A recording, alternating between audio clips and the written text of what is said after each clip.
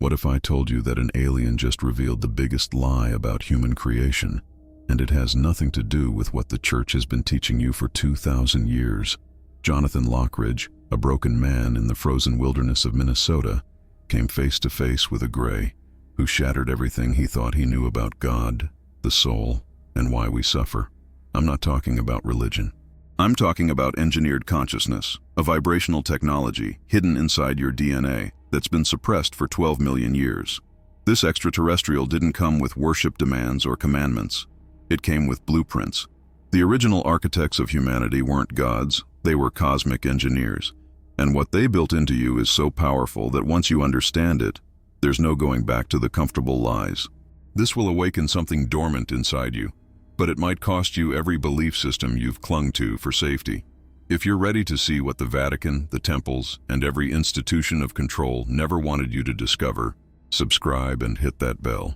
Because what happened to Jonathan in that frozen lake will reshape how you see your pain, your purpose, and your power. Now let me tell you how it all began. Jonathan Lockridge was 46 years old when his world stopped making sense.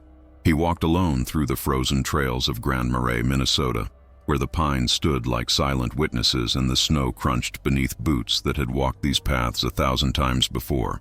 His job was simple: trail keeper, cabin security for winter rentals, make sure the pipes don't freeze, make sure nobody gets lost in the woods. Simple work for a man whose life had become anything but simple. The divorce was recent, 6 months, still raw, still bleeding in the quiet moments when there was nothing to distract him from the empty space where his marriage used to be. They'd tried, God knows they'd tried, but some things break slow, and by the time you notice, it's already over. And then his sister died. Unexpected, sudden, the kind of death that doesn't make sense because she was healthy, she was young, she was supposed to be there for decades more. But life doesn't negotiate, life just takes. And it took her on a Tuesday afternoon while Jonathan was fixing a broken heater in cabin 7. He got the call 3 hours later. That was 8 months ago, and the grief still burned like frostbite that never quite healed. The silence of these winter nights reminded him of everything he'd lost. The cold wind carried more than temperature. It carried weight, the kind that sits on your chest at 3 in the morning when sleep won't come and memories won't stop. Jonathan believed God had walked away, or maybe he had. He wasn't sure anymore. He'd prayed, he'd begged, he'd bargained, and the universe stayed silent. So he stopped talking, stopped asking, stopped hoping. Now he just worked, walked, existed. Lake Superior stretched before him like a frozen mirror. The stars reflected on the ice like 1,000 eyes watching from below. Beautiful, haunting, indifferent. The wind cut through his jacket, but the cold he felt went deeper than skin. It lived inside him now, a numbness that had nothing to do with weather. He felt like a stranger in his own body, like he was watching his life from somewhere outside himself, going through motions, playing a role, but not really there. The spiritual emptiness weighed heavier than the snow piling up around the cabins. He'd grown up Christian, believed, had faith, but where had that gotten him? Loss, pain, silence from heaven. So he stopped believing, or tried to, but the questions wouldn't leave him alone. The dreams started 3 weeks ago. Spirals, always spirals, swirling patterns of light that appeared behind his eyelids every night. He'd wake up sweating despite the cold. The image burned into his vision even when he opened his eyes.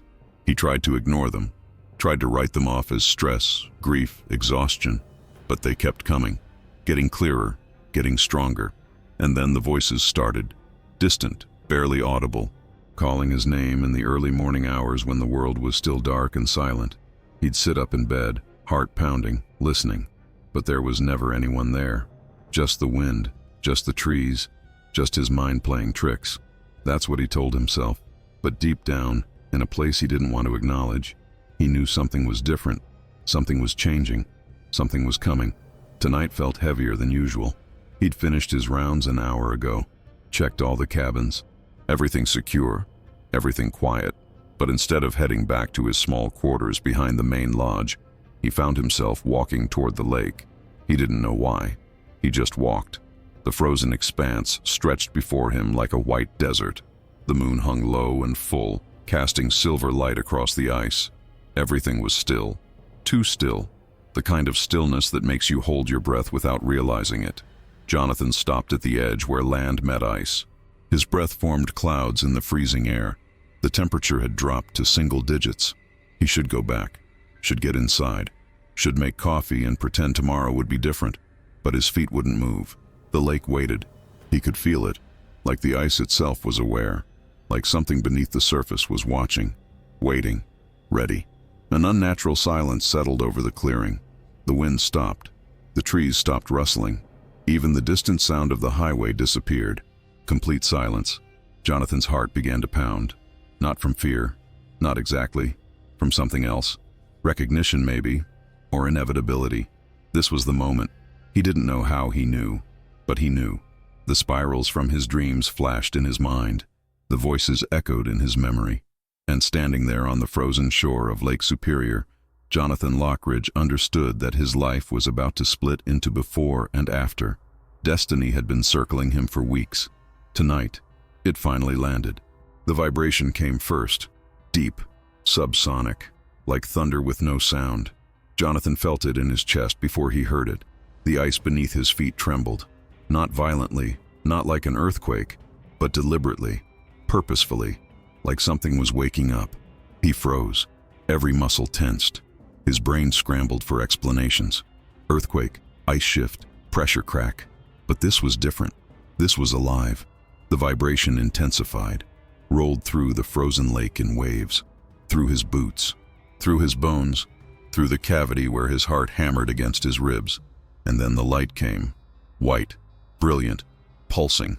It erupted from the center of the lake, maybe 200 yards out. Not like a flashlight. Not like headlights or flares or anything man-made. This light breathed, expanded and contracted like lungs, like it was alive. Jonathan stumbled backward. His rational mind screamed at him to run. Get to the truck. Get inside. Call someone. Do something. But his body wouldn't obey. His feet stayed planted on the shore. His eyes locked on the light. The brilliance intensified, pushing back the darkness, turning night into something else. Not day. Something between. Something that didn't have a name. And then he saw it. A figure. Small. Maybe 4 feet tall. Emerging from the luminous fog like it was being born from light itself. Gray skin. Translucent. Almost liquid. Like mercury given form. The body was thin, delicate, impossibly fragile looking. But the presence was anything but fragile. The presence was ancient. The being moved closer. Slow. Careful. Each step deliberate. And as it approached, Jonathan saw the eyes. Black. Completely black. No whites. No pupils. Just endless darkness that somehow reflected everything. Mirrors to infinity. Windows to something so vast his mind couldn't process it. Fear hit him like a physical force. His legs shook. His breath came in short gasps. Every instinct screamed danger. Run, hide, fight. But underneath the fear, something else stirred. Something he couldn't name. Curiosity, recognition. A strange magnetic pull that made no sense but felt undeniable. The gray stopped 10 feet away, stood perfectly still, watching him with those impossible eyes. And then it spoke. Not with sound, not with voice. The words appeared directly in Jonathan's mind. Clear, unmistakable, gentle. You've met us before.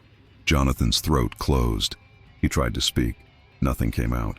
Long before you were born, before this body, before this life, the voice was soft, almost tender, like someone greeting an old friend after years apart. Jonathan finally found his voice. It came out broken, barely a whisper. This isn't real. It's more real than anything you've known. The air around them seemed to vibrate, not with sound, with consciousness, like the space between them was aware, alive, listening. Jonathan took a step back. The logical part of his brain fought desperately for control. This was impossible. Hallucination, breakdown, grief-induced psychosis, something, anything but what it appeared to be. But the gray just stood there, patient, calm, radiating something that felt like compassion. The light enveloped Jonathan before he could retreat further.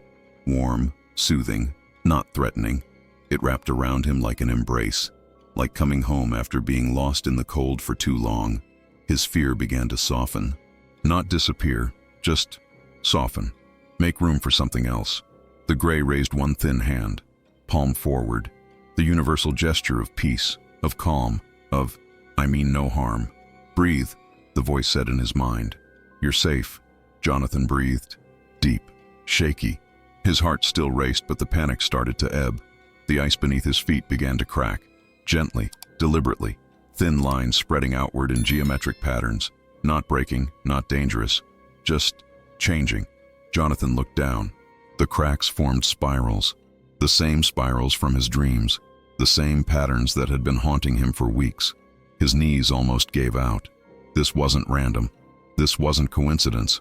This was meant to be. The symbols you've been seeing, the gray continued. They're not dreams. They're memory. Awakening.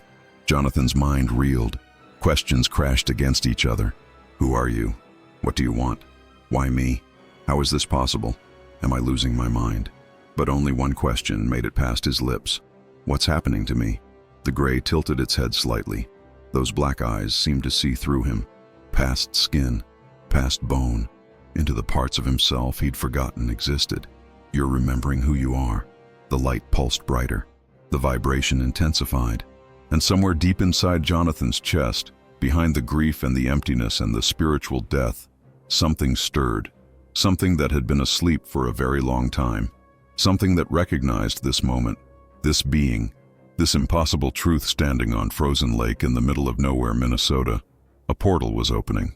Not in the ice, not in the air, inside him, in the place where consciousness lives, where memory hides, where truth waits patiently to be discovered. And Jonathan Lockridge, broken trail keeper with a dead marriage and a dead sister and a dead faith, stood at the threshold of something that would shatter everything he thought he knew about God, reality, and why he'd been carrying so much pain. The gray waited, the light breathed, the ice sang its crystalline song, and the revelation began. The light moved. Jonathan followed. He didn't decide to follow. His legs just moved.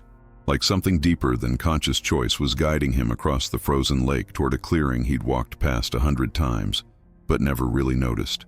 The gray glided ahead, not walking, not floating exactly, just moving with grace that defied physics. The luminous fog followed it like a living thing, parting the darkness. Jonathan's boots crunched on ice. The lake felt solid here, stable, like it was holding him deliberately. The clearing appeared ahead. Thick snow covered the ground between ancient pines that formed a natural circle. He'd been here before, many times. Nothing special. Except tonight, everything was different. Something was buried in the ice. Jonathan stopped. His breath caught. The snow reflected light from below. Soft, blue-white, pulsing gently like a heartbeat visible through skin. The gray continued forward. The ice cracked as they approached, not breaking, revealing. The shattered fragments fell away like scales, exposing what lay beneath. A craft. The structure was translucent, almost organic, like it had been grown rather than built. Smooth curves flowed into each other with no seams, no joints, no visible technology. It looked alive, and it was breathing light.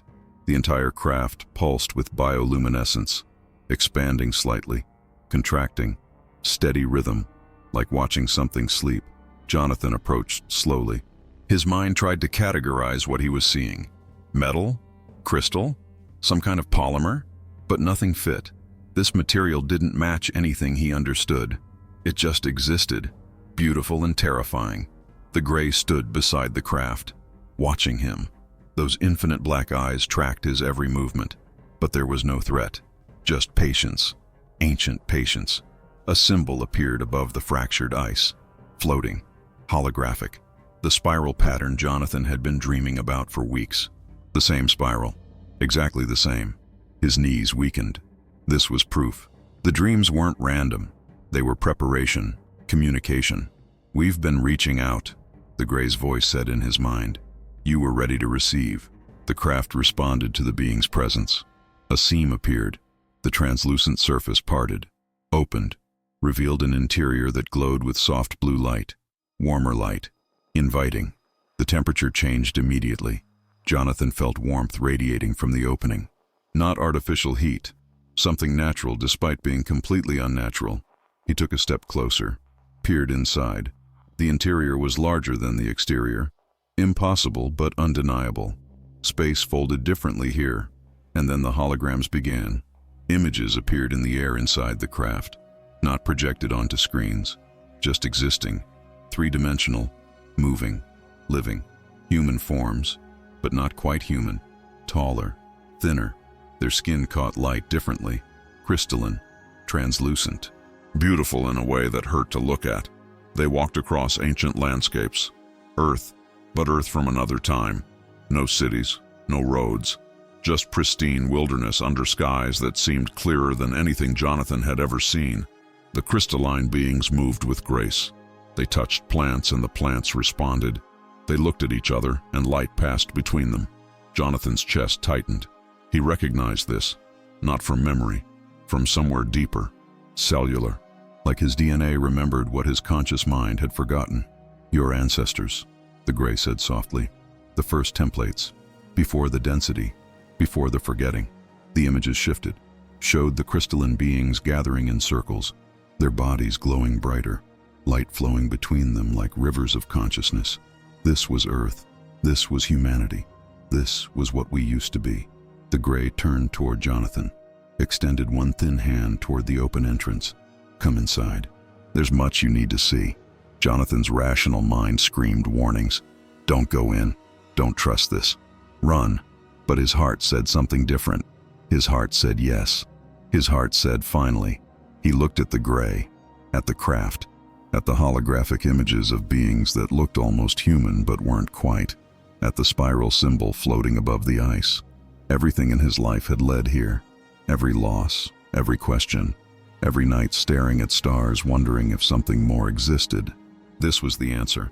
Jonathan took a deep breath. The cold air filled his lungs one last time as the man he used to be. He stepped forward, crossed the threshold, entered the craft. The warmth enveloped him immediately. The blue light seemed to recognize him, welcome him. The gray followed him inside. The entrance sealed behind them with a whisper. The holograms brightened, multiplied, surrounded him with images and truth that had been hidden. The gray watched him with those endless eyes. And for the first time in months, maybe years, Jonathan felt something besides emptiness. He felt hope. Inside the craft, the light moved differently. It didn't just illuminate, it breathed, pulsed, followed organic rhythms like it was alive. Blue light flowing through translucent walls in waves. Jonathan stood just inside the entrance, his senses overwhelmed. The space was impossibly large. No corners, no harsh angles, everything flowing into everything else. And then the gray spoke, not telepathically, with sound, with voice, with his name. Jonathan Michael Lockridge. Every syllable, complete, exact, including the middle name he never used. The name only his mother and his sister knew. His whole body shuddered, not from cold, from being known in a way that should be impossible. How do you know my name? The gray tilted its head slightly. We've always known. You've always been observed. The words should have felt invasive, but they didn't. They felt like relief, like being told you weren't alone when you thought you were abandoned. New holograms appeared, not ancient Earth. These images were recent, familiar, painful. Jonathan's childhood, his suburban house in Ohio, the backyard where he used to play, the hospital room where his grandmother died when he was 12. All of it, projected in perfect detail. But that wasn't the shocking part. The shocking part was what else appeared. Things he'd forgotten. Things he'd dismissed as imagination. Lights in his bedroom at night. Strange symbols appearing in his drawings. Dreams of spirals and beings made of light telling him he was special. But he forgot, like everyone forgets. The world teaches you to forget, to stop seeing, to grow up and be realistic. Except it was real, and he'd been in contact with it his entire life. The hologram shifted, showed him as a teenager, alone in his room, crying, feeling too much. The weight of other people's emotions crashing into him like waves he couldn't escape. He remembered that feeling, the suffocating empathy, how he thought he was broken, too sensitive to survive. The gray moved closer. You were never broken. You have high vibrational sensitivity. Your consciousness operates at a frequency most humans have forgotten. The words landed in Jonathan's chest like medicine he didn't know he needed. That's why you carry so much grief, so much pain. You don't just feel your own emotions, you feel everyone's. Their suffering becomes yours. Jonathan's legs gave out. He sank to the floor. The smooth surface somehow supported him perfectly. The gray crouched beside him. You're not weak, Jonathan. You're deep. And depth is rare, precious, necessary for what's coming. The validation hit him like a physical force. Tears came without warning. Years of feeling inadequate. Years of wondering why he couldn't just be normal. And this being was telling him it wasn't a flaw. It was a gift, a purpose. The hologram changed again, this time showing images that broke him completely. His sister, Sarah, smiling, laughing, alive. She appeared in perfect clarity. Her face, her voice, the way she used to tease him. He saw the last conversation they had, 2 days before she died. He'd been irritated, distracted, ended the call quickly. That was the last time he heard her voice, and he'd been annoyed. The guilt crushed him, the regret, the desperate wish to go back. But the gray touched his mind. Gently. Nothing was forgotten. She knows. She always knew. Love doesn't end. Connection doesn't break. It just changes form. The hologram showed Sarah in light. Not dead, not gone, transformed. Her consciousness still existing, still aware, still connected to him. Jonathan's heart broke and expanded simultaneously, grief and relief crashing into each other. She wasn't lost. She just graduated, moved on. The gray stood, extended its hand, helped Jonathan to his feet. The pain you've carried isn't punishment. It's preparation. You're being forged, made ready for what you came here to do. What did I come here to do? Jonathan asked, his voice raw. The gray's eyes seemed to smile. Remember, and then help others remember. The light in the craft intensified, the holograms multiplied, and somewhere deep inside Jonathan's chest, in the place where despair used to live, something new started growing. Not hope exactly, something stronger. Certainty, purpose, the knowing that his suffering hadn't been meaningless. The gray had more to show him, more to teach him, more truth to reveal about who he was and what humanity was created to become. The healing had started, not through forgetting the pain, through understanding it. And Jonathan Lockridge began the long journey back to wholeness, not by becoming someone new, by remembering who he'd always been. The gray raised its hand and the air ignited, not with fire, with presence, with consciousness made visible. New beings appeared in the holographic space, taller than the gray, radiant. Their forms weren't solid. They were composed of light itself, flowing, shifting, like watching auroras given shape and intention. Jonathan's breath stopped. These weren't aliens, not in any conventional sense. These were something else entirely. The architects, the gray said softly, the ones who came before, the gardeners of consciousness. The luminous beings moved through the hologram with impossible grace. They didn't walk, they flowed, and wherever they went, life followed. Jonathan watched them work, not with tools, not with machines, with intention, with focused consciousness that bent reality like clay. They shaped life the way artists shape sculptures, deliberately, lovingly, with patience that came from existing outside of time. The hologram zoomed into cellular levels. DNA strands appeared, but they weren't the simple double helix from biology textbooks. These were intricate, complex, beautiful beyond description. Threads of light woven together, patterns within patterns, information encoded in luminescence itself. Human DNA, the gray explained. Woven light, adaptive code capable of infinite expansion. The image shifted backward through time, 12 million years. The numbers appeared in Jonathan's mind without words, just knowing. Earth looked different, younger. The continents weren't quite right. The atmosphere shimmered with colors that didn't exist anymore, and the first humans appeared. Jonathan leaned forward, his heart pounding. They were beautiful, crystalline, translucent. Their bodies caught light and refracted it in prismatic patterns. They moved like water, like music, like something between solid and energy. But something was wrong. He could see it even without explanation. These beings were too sensitive, too open, too empathic. They felt everything, every emotion, every sensation, every vibration from every living thing around them. It was overwhelming them. The hologram showed them collapsing, not from disease, Not from violence, from feeling too much, the weight of collective consciousness crushing their fragile forms. The first template, the Gray said, too refined, too sensitive, beautiful but unsustainable, empathy without boundaries, connection without filters. Jonathan understood immediately. He'd felt that his entire life, the crushing weight of other people's emotions, the inability to separate his feelings from everyone else's. These beings couldn't survive because they felt everything, and everything was too much. The architects appeared again in the hologram. They didn't abandon the project. They adjusted, refined, tried again. New humans emerged, denser, more physical, still carrying the light code but wrapped in matter that could withstand the intensity of existence. Balance, the Gray continued. Spirit and body, consciousness and form, sensitive enough to evolve, dense enough to endure. The hologram showed primordial Earth in full spectrum, colors Jonathan had no names for. The planet vibrated with life, pulsed with potential, and the new humans thrived. They walked, they built, they created. They felt deeply but didn't collapse under the weight of feeling. Jonathan felt something stir in his chest, recognition, ancestral memory awakening. The architects weren't gods, the Gray said clearly. They were engineers, bio-consciousness engineers. They seeded life across countless worlds.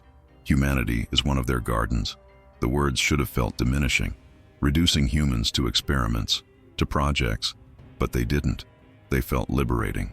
Because if humans were designed, they were designed with intention, with purpose, with capabilities built into the very structure of their DNA.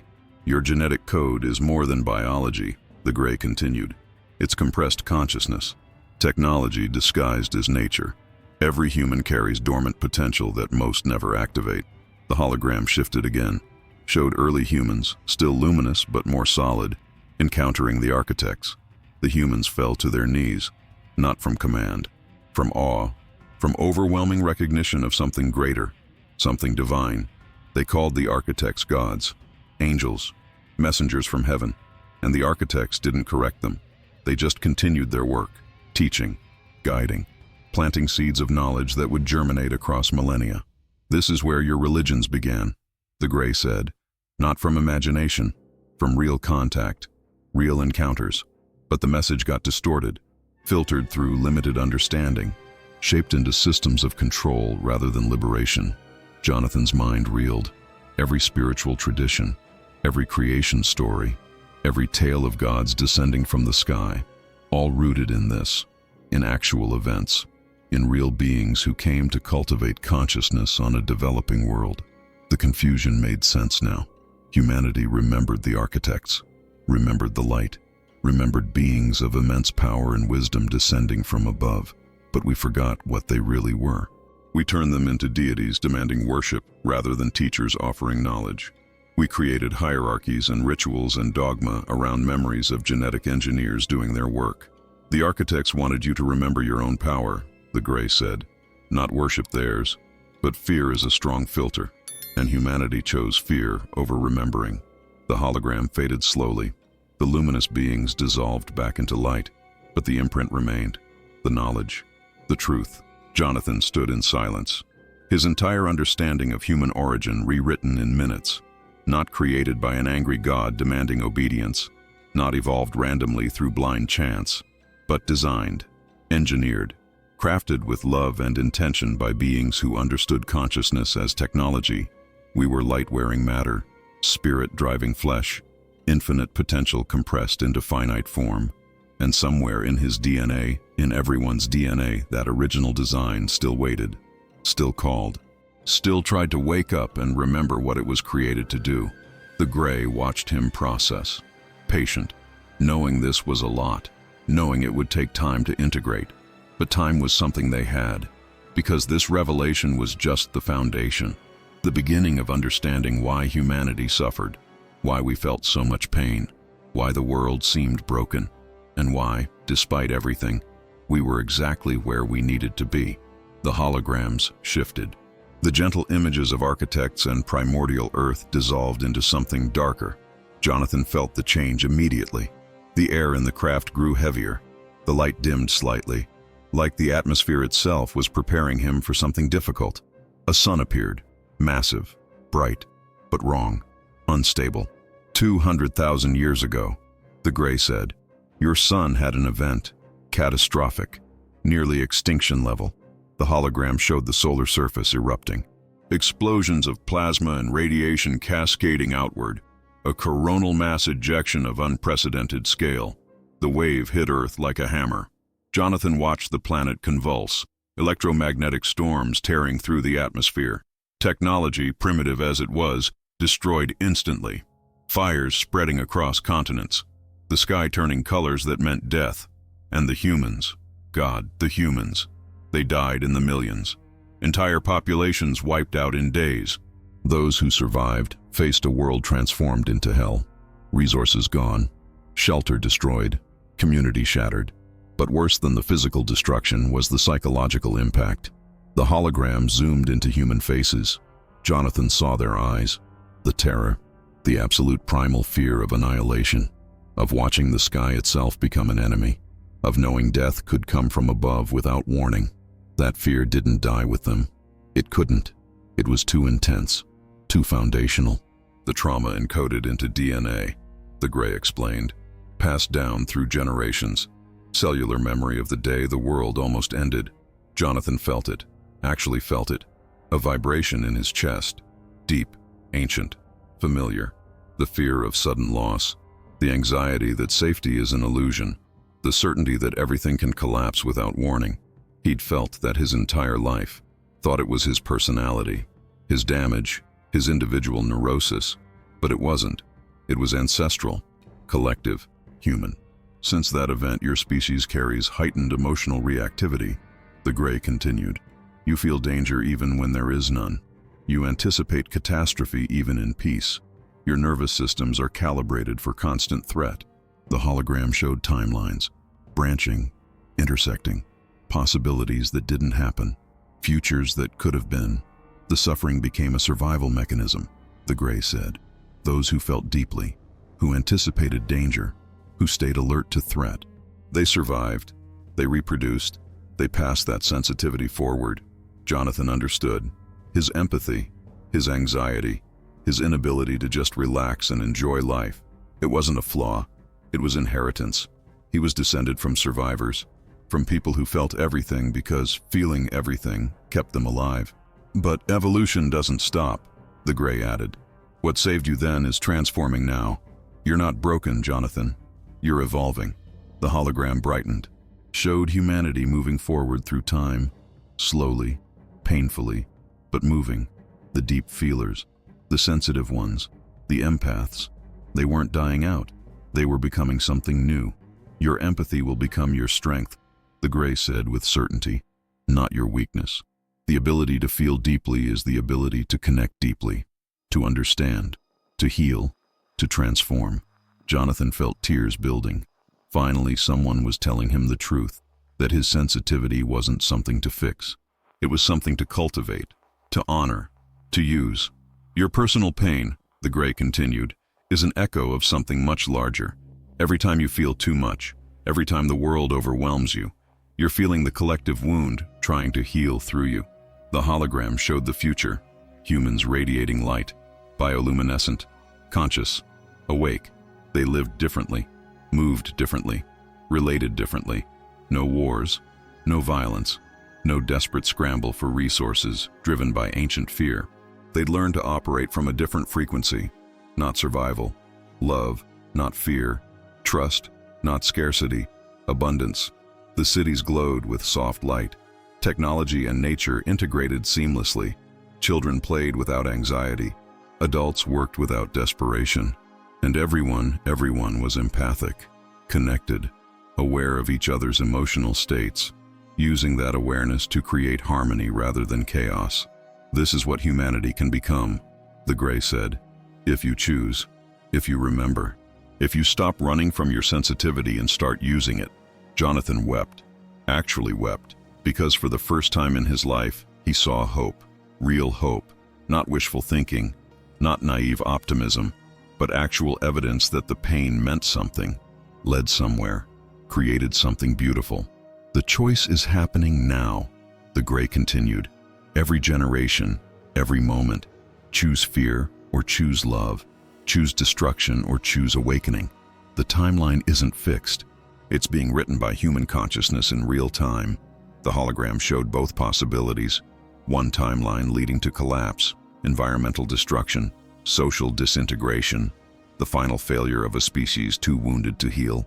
The other timeline leading to transcendence, awakening, the emergence of humanity as a conscious, compassionate, co-creative force in the universe. Both were possible. Both were real. The outcome wasn't predetermined. It depended on people like Jonathan, on sensitive souls who felt the collective wound and chose to heal it rather than numb it, on empaths who stopped seeing their depth as damage and started using it as a gift. You're part of the awakening, the Gray said softly. That's why you've suffered so much. You're being prepared, refined, made ready to help others remember. Jonathan looked at the hologram, at the luminous humans living in peace, at the version of Earth where love won, where consciousness evolved, where the ancient solar trauma finally healed. And he made a choice, right there, in that impossible craft, with that impossible being. He would be part of that future. He would use his pain as fuel, his sensitivity as skill, his empathy as technology. The fear had saved humanity once. Now love would elevate it, and Jonathan Lockridge would help make that happen. The Gray raised its hand again. The hologram shifted to something new. A human form appeared, translucent, anatomical. But this wasn't a medical diagram. This was something else, something that showed more than flesh and bone. Light concentrated in the center of the skull, a bright point, pulsing, radiating threads of luminescence throughout the entire nervous system. Jonathan leaned closer, fascinated. This is the observer node, the Gray said, the interface between emotion and consciousness, what your species calls the soul. The point of light expanded, showed intricate structures, not physical, energetic. Patterns of information flowing in complex geometries. It's not separate from your body, the Gray continued. It's woven through it, every cell connected, every neuron linked. Your consciousness isn't located in one place. It's distributed, networked, alive. The hologram showed how thoughts created patterns in the light, how emotions shifted the frequency, how attention shaped the flow of energy through the observer node. Identity is a program, the Gray said, shaped by vibration, by experience, by emotion. You are not a fixed self. You are a process, constantly updating, constantly rewriting. Jonathan felt his understanding crack open.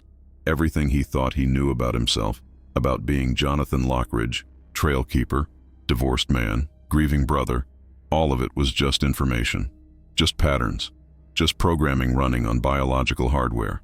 But that didn't make it less real. It made it more real, because it meant he could change it. Intense emotion reprograms consciousness, the Gray explained. That's why suffering creates accelerated expansion.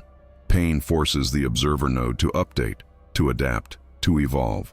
The hologram showed a human experiencing grief. The observer node flared bright, restructured, reorganized.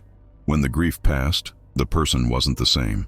The consciousness had upgraded, expanded, become more complex. Jonathan sat in silence, understanding washing over him like warm water. His divorce hadn't destroyed him. It had reprogrammed him. His sister's death hadn't broken him. It had expanded him. Every moment of pain, every night of despair, every morning he woke up feeling like he couldn't continue.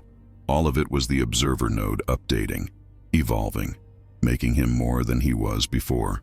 Nothing was lost. It was all being refined. Your grief, the Gray said gently, molded your perception, made you see deeper, feel deeper, understand more. You're not damaged, Jonathan.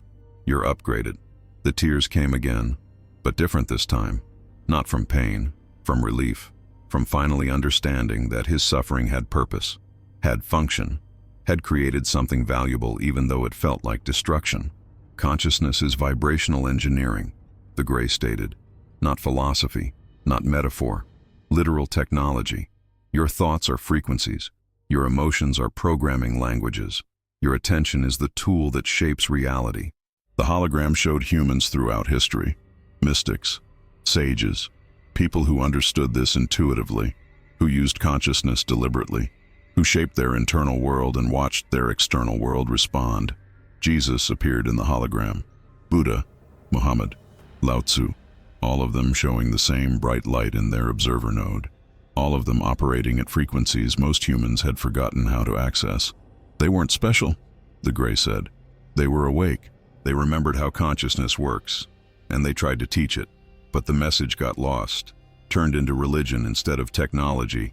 Jonathan felt something shift inside him, a sense of connection he'd never experienced. He wasn't separate. He wasn't alone. He was part of a vast network of consciousness that included every human who'd ever lived, every being who'd ever felt, every node of awareness in the entire universe. The observer node wasn't individual. It was individual and collective simultaneously. He was Jonathan, but he was also humanity. He was specific, but he was also universal. For the first time in his life, he felt like he belonged, not to a place, not to a group, to existence itself. The spiral symbol appeared again, floating in the air, glowing, beautiful. This is the map, the Gray said, the pattern of awakening. It appears in your dreams because it's encoded in your DNA. It's the shape consciousness makes when it evolves, when it remembers, when it comes home. Jonathan stared at the spiral. He'd seen it 1,000 times in the last 3 weeks, in dreams, in visions, in moments between sleeping and waking. He'd thought it was random, meaningless, but it wasn't. It was a message from his own consciousness, telling him he was ready, that the awakening was beginning, that the observer node was preparing to upgrade. You've always carried this, the Gray said. Everyone does, but most never see it, never recognize it, never follow it inward to discover what it reveals. Jonathan felt the spiral inside him now, not as an image, as a sensation, a pull, a direction, like a compass pointing towards something he couldn't name but desperately needed to find. The Gray's eyes seemed to soften. If such a being could show compassion, it did now. You are the observer observing itself, it said. That's the miracle. That's the design. Consciousness becoming aware of consciousness. The universe waking up through human form. Jonathan's mind expanded, stretched, accommodated concepts too large for normal thinking. He wasn't just learning information. He was becoming information. The knowledge was integrating, changing him, rewiring the observer node in real time, and he could feel it happening. The old Jonathan dissolving, not dying, transforming, making space for something bigger. Something that had always been there but buried under years of pain and confusion and forgetting. The spiral glowed brighter, spun slowly, and Jonathan understood. This was the map, the blueprint, the design pattern for human consciousness evolving beyond its current limitations, and he was following it. Right now, in this craft, with this being, he was walking the spiral inward, toward the center, toward the truth, toward home. Jonathan's voice cracked when he finally spoke. Why have I failed at everything?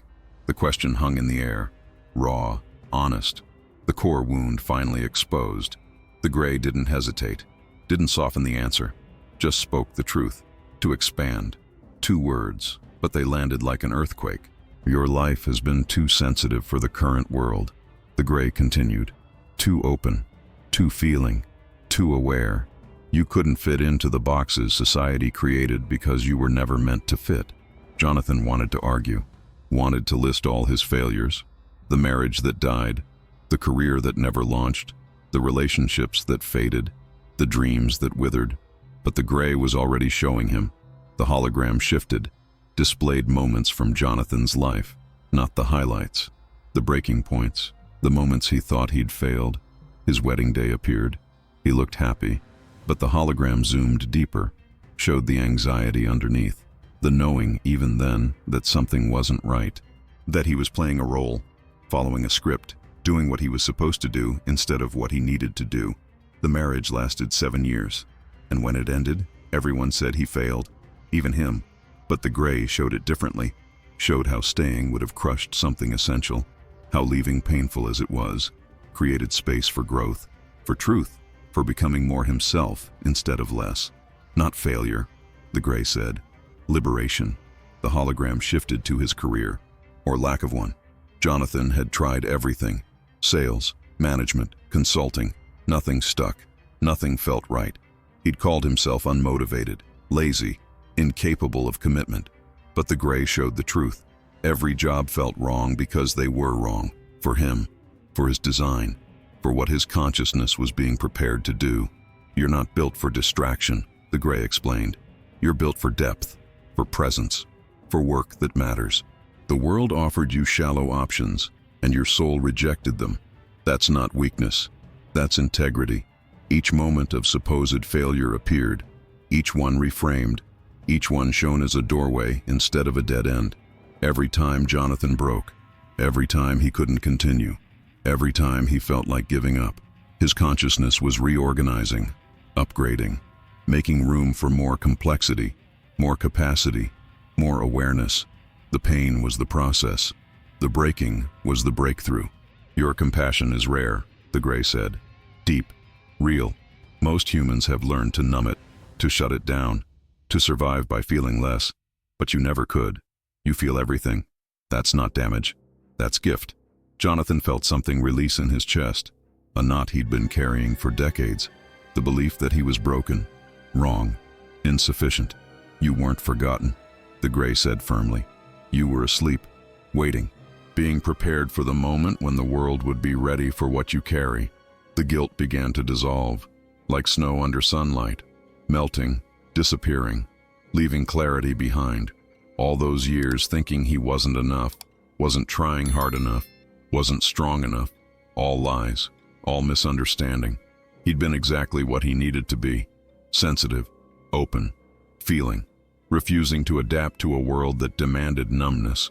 The feeling of not belonging, the Gray continued. That's been your compass, pointing you away from what doesn't fit, toward what does. You've always been different for a reason. The hologram showed other people like Jonathan, scattered across the world, empaths, sensitives, people who felt too much, who couldn't turn it off, who struggled in the modern world because they were designed for a different one. Humanity needs people like you, the Gray said. The transition that's coming, the awakening, it requires those who can feel deeply, who can hold space for others' pain, who can navigate emotion as technology. Jonathan saw it clearly now. The future humans the Gray had shown him, bioluminescent, conscious, compassionate. They didn't get there through force, through willpower, through fighting against their nature. They got there through people who refused to shut down, who kept feeling, who stayed open even when it hurt. The future depends on the sensitive ones, the Gray said. You're not damaged, you're not weak, you're not failing. You're a seed, being broken open so something new can grow. Jonathan felt the truth of it in his bones, in his cells, in the observer node that was reorganizing even now. Everything made sense. Every moment of pain, every failure, every night he thought he couldn't continue. It was all preparation, all cultivation, all necessary. He wasn't too sensitive for the world. The world was too numb for him, and that was changing. The world was waking up, slowly, painfully, but waking. And when it did, it would need guides, people who'd already done the work, who'd already walked through the fire, who'd already learned to hold pain without collapsing. People like him. You are exactly what humanity needs, the Gray said. Not despite your sensitivity, because of it. Jonathan closed his eyes, breathed, let the truth settle. He wasn't a failure. He was a forerunner. Not broken, breaking through, not lost, finding the way. And for the first time in his 46 years, Jonathan Lockridge accepted himself. Completely, totally, without reservation. Not the self he thought he should be, the self he actually was. Sensitive, deep, feeling, real, and that was enough. More than enough. That was everything. The Gray gestured and the hologram expanded to fill the entire space. Jonathan gasped. Humans, but not current humans. Future humans. Radiating light from within, not metaphorically, literally. Their bodies glowed with soft bioluminescence, blue, gold, white, colors that shifted with their emotional states. They walked across Earth in complete harmony, with each other, with nature, with the planet itself. No wars, no violence, no desperate competition for resources. The fear that had driven humanity for 200,000 years was gone, healed, transcended. This is possible, the Gray said. Not guaranteed, but possible. If humanity chooses. Jonathan watched a city appear in the hologram. But it wasn't like any city he'd seen. The buildings were alive, grown rather than built. Architecture and nature merged seamlessly. Trees integrated into structures. Waterways flowing through living spaces. Technology invisible, organic. And the people. God, the people. They moved differently. No rushing, no stress, no anxiety. They were present, fully present. Each moment lived completely before moving to the next. Emotions understood as technology, the Gray explained. Not something to suppress or fear, but tools, instruments, ways of shaping reality. The hologram showed a woman standing in a garden. She felt sadness, and the plants around her responded, drooped slightly, shared the frequency. Then she shifted, felt gratitude, and the plants lifted, brightened, bloomed. Consciousness creates reality, the Gray said. Not belief, not wishful thinking, literal energetic causation. Your emotional state broadcasts frequency. That frequency affects matter, always has. You just forgot how to use it deliberately. Jonathan watched children playing. One child focused on a small stone, concentrated, and the stone lifted, hovered, not through telekinesis as some supernatural power, through understanding, through knowing that consciousness and matter are the same thing in different densities. Intention shapes reality. The Gray continued. When you know this, really know it, not intellectually but cellularly, you can do what you call miracles, what we call applied consciousness. An adult appeared, placed hands over a withered plant, felt love, real love, the kind that asks nothing and gives everything, and the plant responded. Cells regenerating, color returning, life flowing back. Love is not abstract, the Gray said. Love is engineering, the highest frequency, the most powerful force. When you operate from love, real love, not neediness disguised as love, you can heal, create, transform. The hologram pulled back, showed the entire planet, the collective vibration visible as light, golden light pulsing, strengthening, growing brighter. When enough individuals shift, the Gray explained, the collective field changes, the planet changes. Reality itself reorganizes around the new frequency. Cities resonated like living organisms. Buildings hummed with life. Streets carried energy in visible flows. Everything connected, everything aware, everything participating in conscious creation. Jonathan felt tears streaming down his face. This was the world he'd always known was possible, the world he'd ached for, the world everyone secretly hopes exists, but no one believes they'll see. Your world stands at a choice point, the Gray said seriously. Destruction or awakening, fear or love.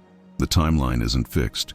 It's being decided now, every day, every moment, by every human choosing which frequency to operate from. The hologram split, showed two possible futures. One led to collapse, environmental devastation, social disintegration, technology without wisdom, power without consciousness, the end of a species that couldn't evolve fast enough to survive its own intelligence. The other led to transcendence, the luminous humans, the living cities, the conscious planet, humanity becoming what it was designed to be, awake, aware, co-creative with the universe itself. The change begins within, the Gray said, not through politics, not through systems, through individual consciousness choosing differently, one person at a time, one moment at a time. Jonathan understood completely. He couldn't change the world, but he could change himself, and when he changed himself, he changed his broadcast, his frequency, his contribution to the collective field.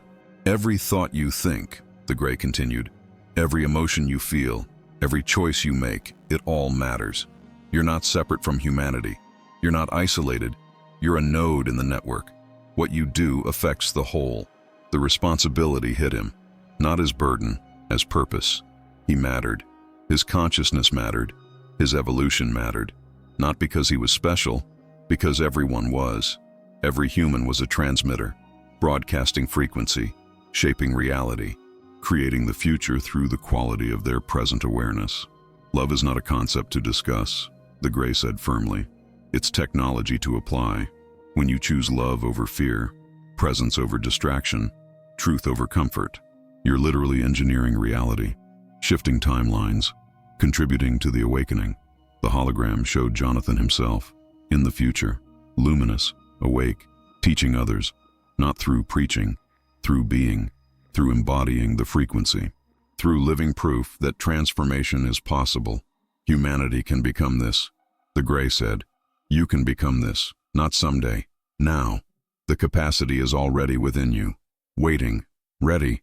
You just have to choose it. Jonathan looked at the two timelines, destruction or awakening, fear or love, collapse or transcendence. The choice was obvious, but it wasn't easy, because choosing awakening meant choosing to feel, to stay open, to refuse numbness even when the world pushed toward it. It meant being the change, being the light, being the frequency that others could resonate with when they were ready. Will you choose? The Gray asked. Jonathan nodded, tears still flowing, but not from pain, from recognition, from knowing, from accepting his role in the greatest transformation humanity had ever faced. He would choose love. He would choose presence. He would choose consciousness.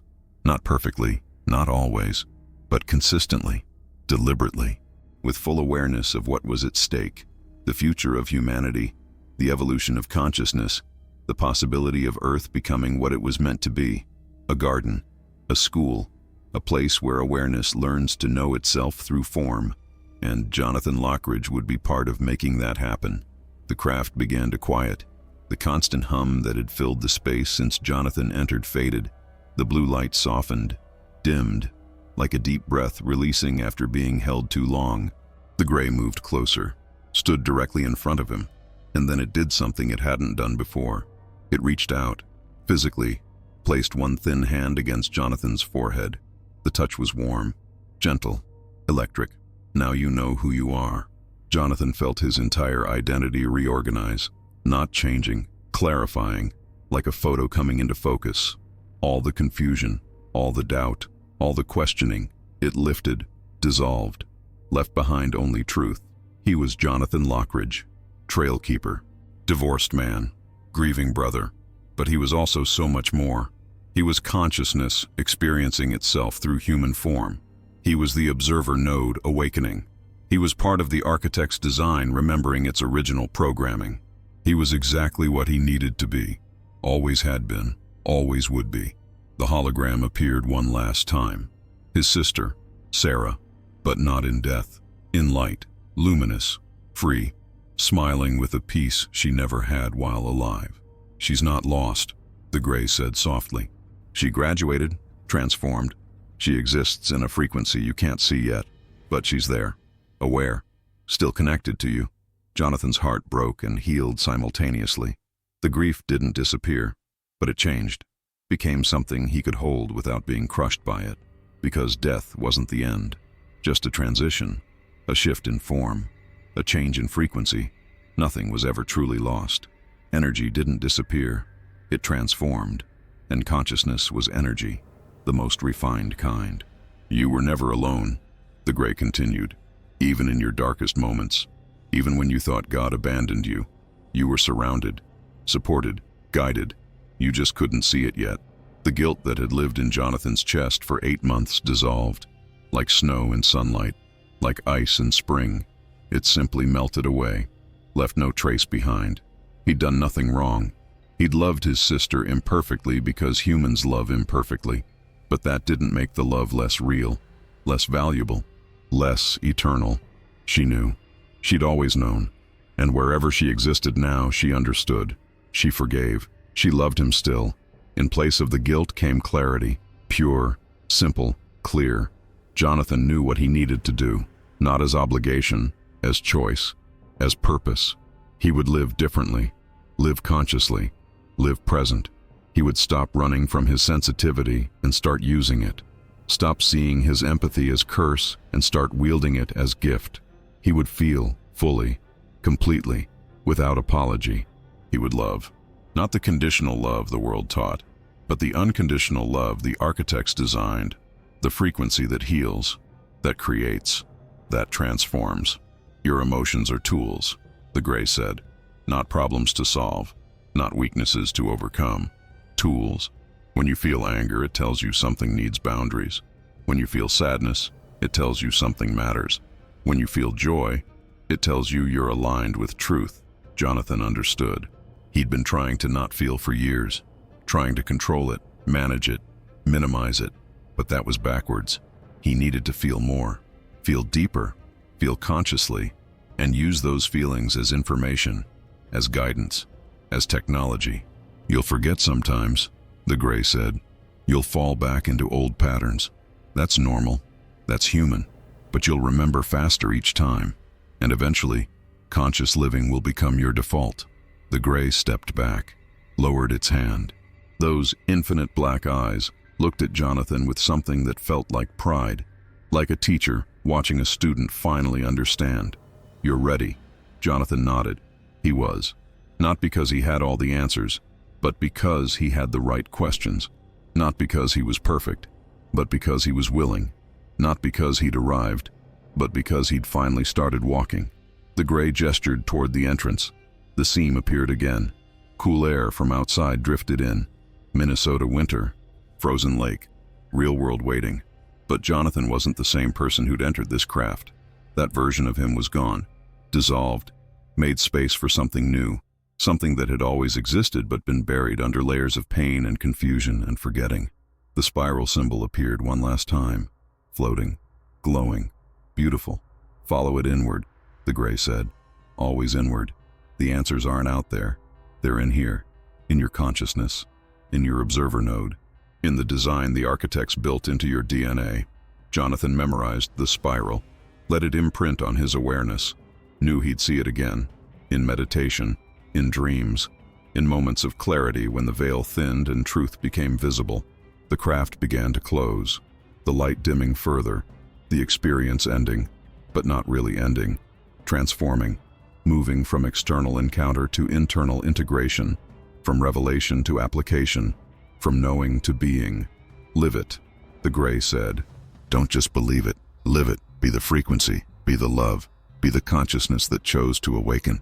Jonathan stepped toward the entrance. Paused. Looked back at the Gray one more time. Thank you. The Gray tilted its head. Thank yourself. You chose to be ready. We only appear to those who are. And then Jonathan crossed the threshold. Stepped back onto frozen Minnesota ground. Back into the cold night. Back into the world he'd left behind but would return to transformed. The entrance sealed. The craft dimmed.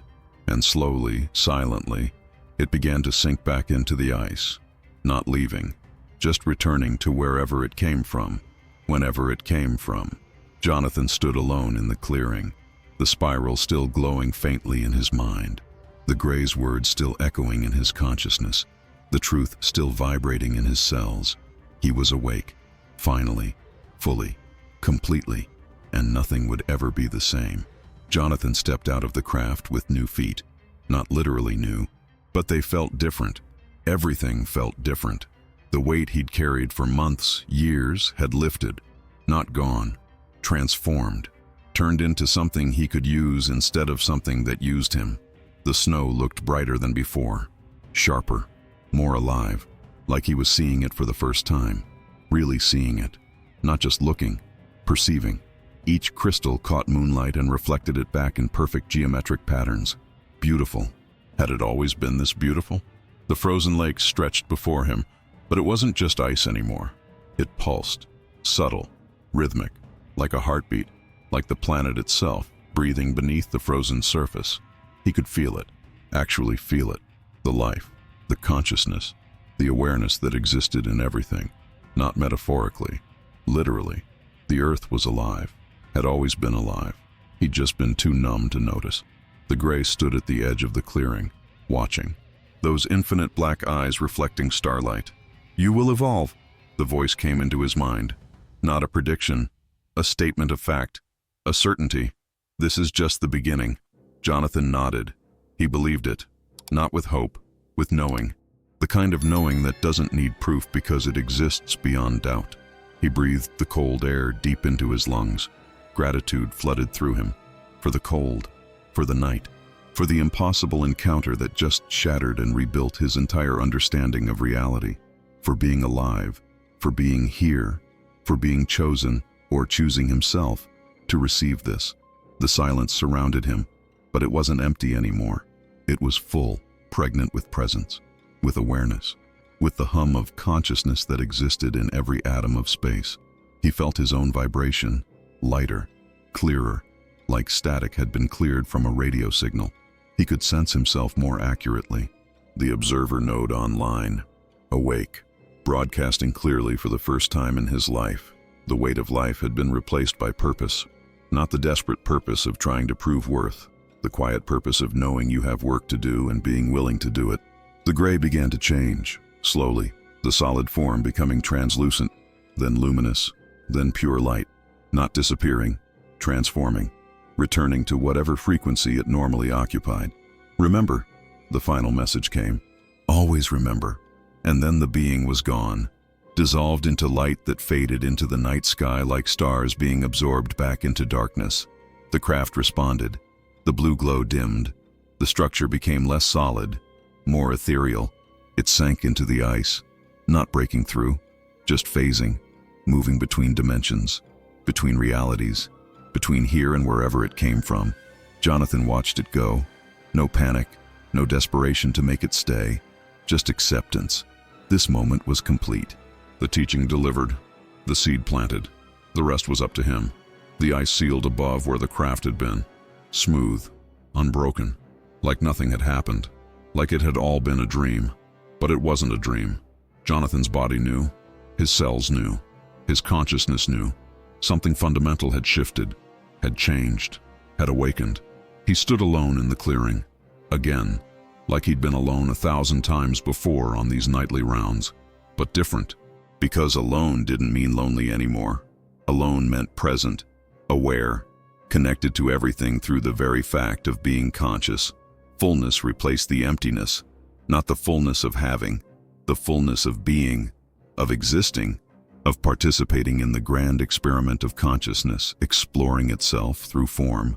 He turned toward the trail that led back to the cabin, his small room behind the main lodge where he slept and woke and lived his simple life. But he wasn't the same man walking back. That man died in the craft, or rather, that identity dissolved, made space for something truer, something more aligned with what he actually was beneath the stories and pain and confusion. His boots crunched in the snow, each step deliberate, present. He felt his weight shift, felt his muscles engage, felt his breath moving in and out, felt alive in a way he'd forgotten was possible. The trees seemed to lean in as he passed, acknowledging him, recognizing the shift. Or maybe that was imagination. Maybe it didn't matter, because the line between inner and outer was thinner now, more permeable, more fluid. The world was responding to his new frequency. Subtle, small, but noticeable. A deer appeared at the edge of the trail. Didn't run, just watched him pass with dark eyes that seemed to know something. A night bird called, clear, pure, like a welcome. Or maybe the world had always been like this, and he was finally awake enough to notice. He reached the cabin as the first light of dawn touched the eastern horizon.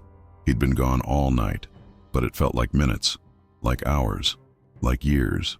Time had moved strangely in the craft, or maybe his perception of time had changed. Jonathan paused at the door, looked back toward the lake, the clearing, the place where everything changed. It looked normal, peaceful, beautiful. No evidence of what happened, no proof, no validation for anyone who might doubt. But he didn't need proof. He had knowing, and knowing was enough. He opened the door, stepped inside. The familiar space felt different. Not the space. Him.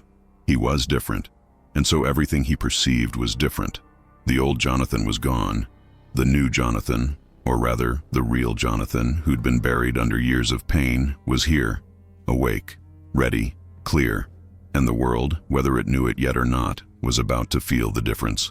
That night, Jonathan meditated for the first time without fear.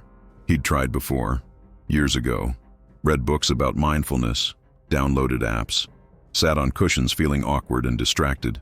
His mind raced, his body fidgeted, and underneath it all, a terror he couldn't name kept him from going deep. The terror of what he might find if he looked inside, or worse, what he might not find. But tonight was different. He sat on his bed, crossed his legs, closed his eyes, and just breathed. No technique, no mantra, no trying, just presence, just awareness, just being, and the spiral appeared, spontaneous, unbidden, clear as daylight against the darkness of his closed eyelids, the same spiral from his dreams, from the hologram, from the Gray's teaching. It spun slowly, clockwise, drawing him inward, not forcing, inviting, like a path revealing itself, like a door opening. He followed it, let his awareness move along the spiral curve, deeper, inward, toward the center where something waited, something he'd been running from his entire life. Himself, his real self, the observer observing. And then he felt it, the node, the point of light the Gray had shown him, right there in the center of his awareness, in the center of his skull, in the center of everything. It ignited, golden light, warm, alive, pulsing with his heartbeat, with his breath, with his existence. The observer node was online, fully, completely, for the first time, and he could feel everything from this place. Not think, feel, know, every emotion, every sensation, every vibration, all of it flowing through this central point of awareness that was him, but also more than him. His sister appeared in his consciousness, not as memory, as presence. Sarah, smiling, radiant, wrapped in light that looked like peace made visible. She wasn't speaking. She didn't need to. Her presence communicated everything: love, forgiveness, understanding, joy. She was fine, more than fine. She was free, liberated, existing in a frequency beyond form, but still connected, still aware, still his sister. The grief transformed, became something beautiful, bittersweet but not bitter, sweet sorrow. The ache of missing her mixed with the joy of knowing she was okay, better than okay. The Gray's voice echoed through his awareness, not external, internal, integrated now, part of his own knowing. You were not created to obey. The words landed different now, not rebellion, liberation. Humanity wasn't designed to be controlled, to follow blindly, to surrender sovereignty to systems and authorities and religions that demanded submission. You were created to evolve. That was the point, the purpose, the design. Humans were consciousness learning to know itself, growing, expanding, becoming more complex, more aware, more awake, not through obedience, through choice, through experience, through feeling everything and learning from it. Jonathan understood it now, completely, cellularly, not as concept but as lived truth. His pain had been evolution. Every moment of suffering was consciousness expanding, making room for more complexity, more depth, more capacity. The void he'd felt for months wasn't absence. It was space, space being created, cleared out, prepared for something new to emerge. The abandonment he'd felt from God wasn't real. God hadn't left. Jonathan had just been looking in the wrong direction, looking outside, up, out there, when the divine had always been inside. Here, in the observer node, in consciousness itself, he finally remembered who he was. Not Jonathan Lockridge, divorced trailkeeper, not even Jonathan Lockridge, spiritual seeker. He was awareness itself, temporarily experiencing life through this particular form, this particular nervous system, this particular story. But the awareness wasn't separate, wasn't isolated. It was connected to all awareness, all consciousness, all life. He was individual and universal simultaneously, a wave in the ocean, a note in the symphony. The realization didn't make him feel small. It made him feel infinite. Humanity was awakening, slowly, gradually, one person at a time, one choice at a time, one moment of presence at a time. The Gray had shown him the future, the possibility, the timeline where humans remembered, where consciousness evolved, where love won, and every sensitive person was a portal to that future. Every empath, every deep feeler, every person who refused to numb out. They were the bridges, the translators, the guides who'd already done the work of feeling and could help others learn to feel consciously. He was one of them, and he was ready, not because he had all the answers, but because he'd finally asked the right questions. Not because he was special, but because he'd accepted his design, his sensitivity, His depth. Jonathan opened his eyes. The room looked the same, but he saw it differently, felt it differently, existed in it differently. God had never been far. Humans had just been asleep, dreaming they were separate, forgetting they were made of the same consciousness that made everything.